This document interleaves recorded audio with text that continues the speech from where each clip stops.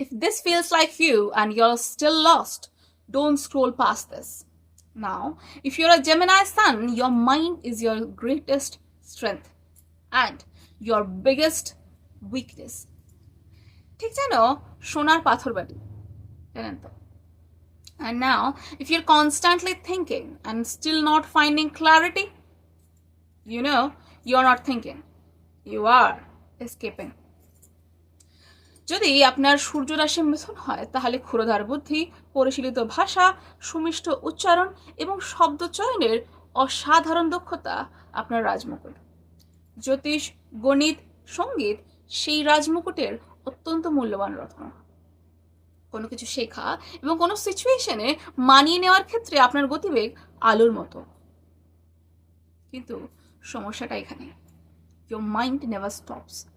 You keep collecting more and more information, but you lack the direction to use them all.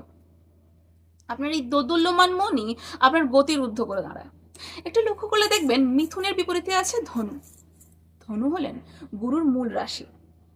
যেখানে মিথুন কৌতূহলী ছাত্র, সেখানে ধনু হলেন প্রজ্ঞাবান শিক্ষক। Only a guru with wisdom can give you direction. তাই নিজের শিক্ষক বা গুরুর উপদেশ মানুন, কিংবা এমন কোনো মানুষের কথা শুনুন যিনি আপনার থেকে অনেক বেশি অভিজ্ঞ।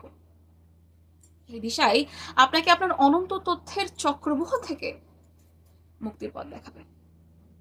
মানুষ যেমন কখনো নিজের প্রতিবিম্ব ফুটন্ত জলে দেখতে পায় না, তেমনি অস্থির মনে স্পষ্টতার আলো জ্বলে না। So, if you want to channelize your soul's energy through your mind and decode what your ego has been hiding, start here. Of course, সূর্যদেবের আগে উঠুন, সূর্যকে জল এবং পুষ্পাঞ্জলি অর্পণ করুন, মদ্যপান করবেন না, এবং বাগানে পরিভ্রমণ করতে করতে বিষ্ণু সহস্র নাম শুনুন।